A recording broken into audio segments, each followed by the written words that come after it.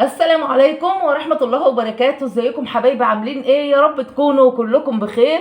نصلي على النبي عليه افضل الصلاة والسلام، وندعي لاخواتنا في غزة، فلسطين، جنوب لبنان، سوريا، العراق، اليمن، السودان، مصر، كل البلاد.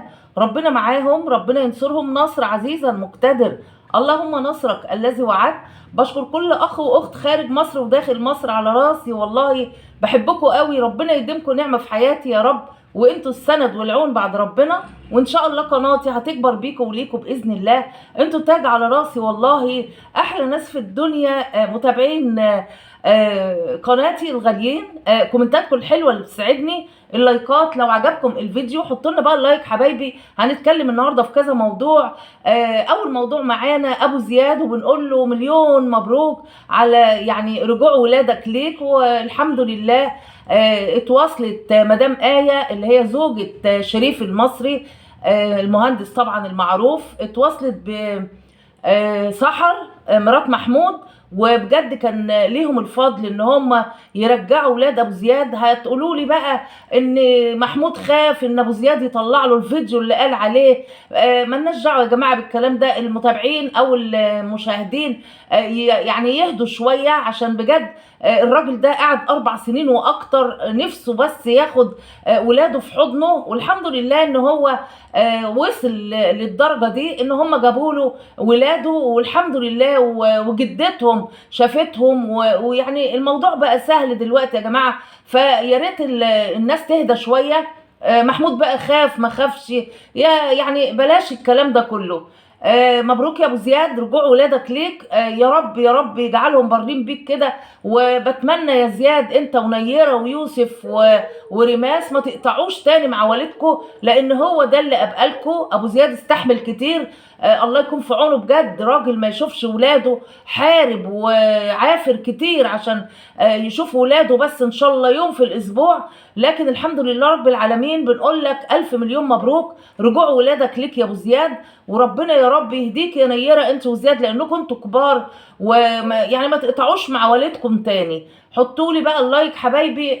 وهنتكلم في زاهيه طلعت علينا. طبعا احنا عارفين موضوع ابن لبنى اللي هو واتاخد الدولارات منه طبعا، والذهب.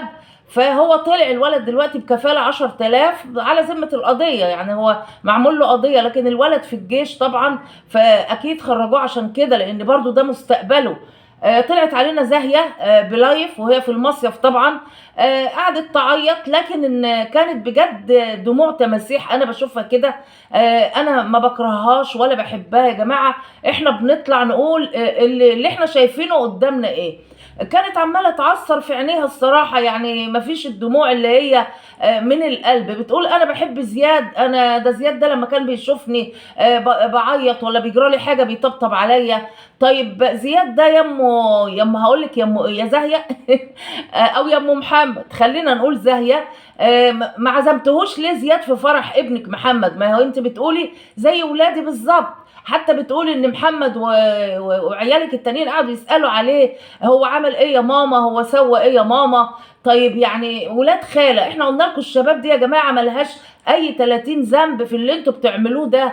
انت بتقولي بتواصل مع حنان وبعرف ايه اللي حصل له وايه اللي جراله. هو احنا زي ما قلنا زياد طلع الحمد لله.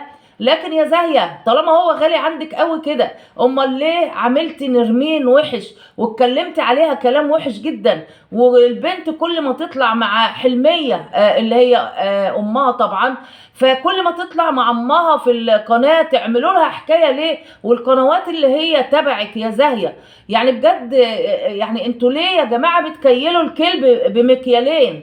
فده زي ما هو ابن اختك، ما هي نرمين برضو بنت اختك. فانت قعدت تعيطي، لكن انا ما اقتنعتش بصراحه العياط دوت. هنيجي نتكلم عن لبنى ام زياد طبعا، اللي هي سافرت طلعت تعمل عمره، هي وجوزها وبنتها وابنها الصغير وحماتها.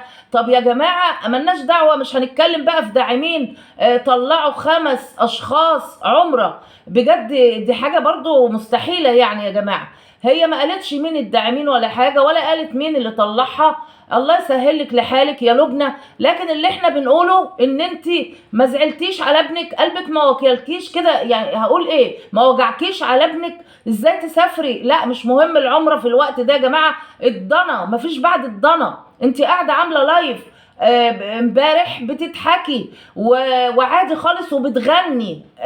يعني انا اقول ايه يا جماعه، ابنها محبوس ودي بتغني. حتى يا شيخه انت بتقولي طلع، ما احنا عارفين انه طلع، لكن انت سافرتي وابنك محبوس، ده ينفع يا جماعه؟ يعني بجد الناس دي المهم عندها الجنيه، المهم عندها الدولار.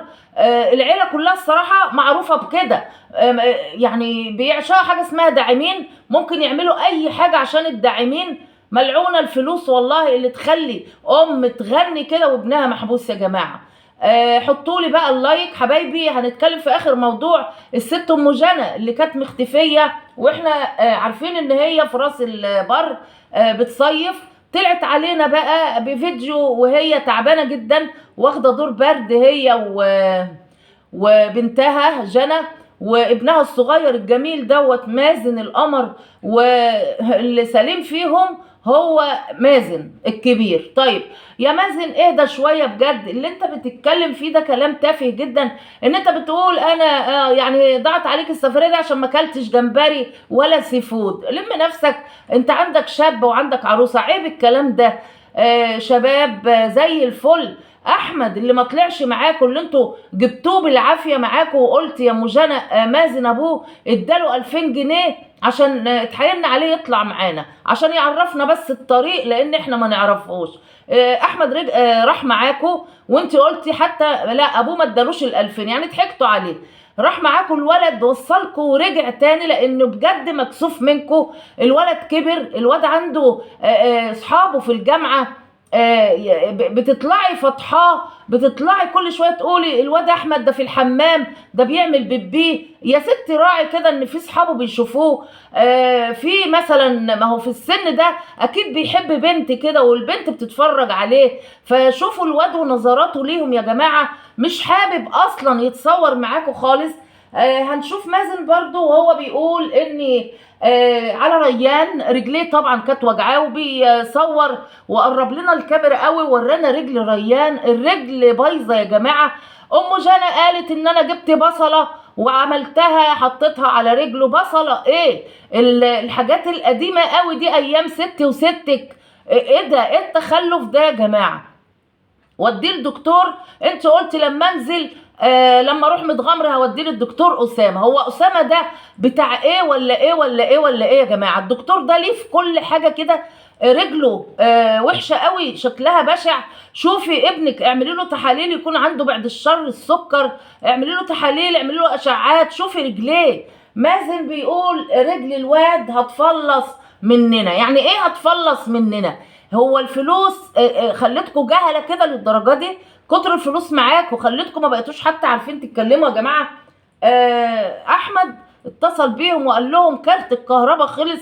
طب انتوا ازاي يا جماعه مش سايبين فلوس مع الولد ده يشحن كارت الكهرباء؟ الشقه اللي هي في متغمر يا جماعه، هي بتكلمنا وهي لسه في راس البر، وقالت ان انا خلاص هاخد حاجاتي وهسيب حاجات وهنزل وهرجع تاني. هتروح تاكل الفراخ وتشحن كارت الكهرباء وترجع تاني. واحمد طبعا مش رايح معاهم، لان احنا قلنا قبل كده عامل ابنك كويس، عامل ابنك حلو يا ام جنى. بلاش، كفايه مازن، كفايه مازن اللي انت طلعتيه ملهوش اي شخصيه ولا ليه اي لازمه. بتعامليه قدام الناس كلها، العالم كله بيشوفك يا ام جنى وانت بتتحكمي فيه. يا مازن يا مازن، نعم يا ام جنى، حاضر يا ام جنى، نعم يا ام جنى، حاضر يا ام جنى. هو ده اللي مازن بيقوله لك.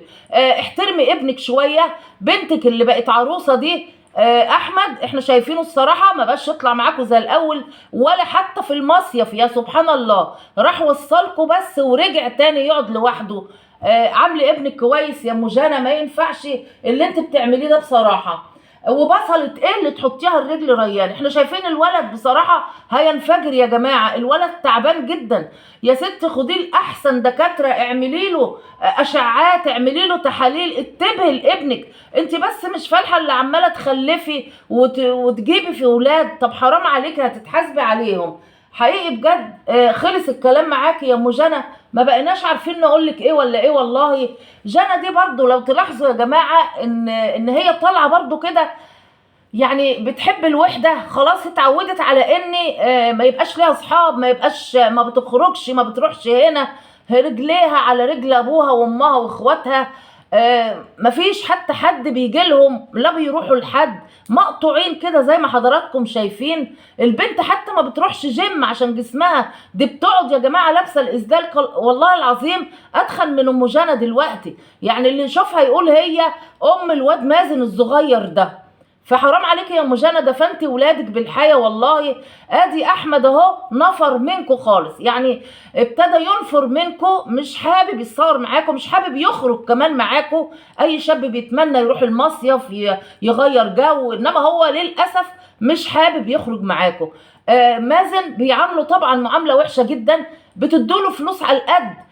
قبل كده انتوا طلعتوا وقلتوا ان ريان بيحاسب على يعني وجبة السي فود اللي هو كان عايزها، جابها من جيبه. يعني ازاي احنا بنشوف كده يا جماعة؟ يعني حقيقي بجد والله العظيم الواحد مكسوف يتكلم عليكي يا ام جنى بجد. بس لازم هنتنينا وراكي كده لغاية ما يتصلح حالك. هتيجوا تقولوا لي يا جماعة طيب يا مدام منى هي دي حياتها وهي حرة فيها. لا يا جماعة، حياتها حرة فيها لما تكون بره الكاميرا، احنا ما نشوفهاش، احنا ما بنجيبش حاجة من بيوتنا، احنا اللي بيصدروا لينا بنطلع نقوله. فمن حقنا، من حق قنوات النقد ان هي تنتقد اي محتوى سلبي. واحنا شايفين ام جنى، واحنا عايزين نقولك يا ام جنى ان انت اسمك من اوائل الناس اللي على القايمة، وانت معروفة بكده. فخلي بالك الايام دي مستشارين كتير وناس مقدمة بلاغات كتير فيكي. انا مش عارفة ازاي انت بعد ما سافرتي هترجعي تاني في نفس، يعني يا دوبك بيتي يوم ولا حاجة وهترجعي تاني، وقلت هاكل الفراخ، وفراخ ايه وكلام فاضي ايه. ربنا يهدي لها حالها يا جماعة، والله خلصنا فيها كل الكلام. بشكركم حبايب قلبي، شكرا جزيلا. لو عجبكم الفيديو ما تنسونيش باللايك والاشتراك وتفعلوا زر الجرس عشان يوصل لحضراتكم مني كل جديد. والسلام عليكم ورحمة الله وبركاته. باي باي.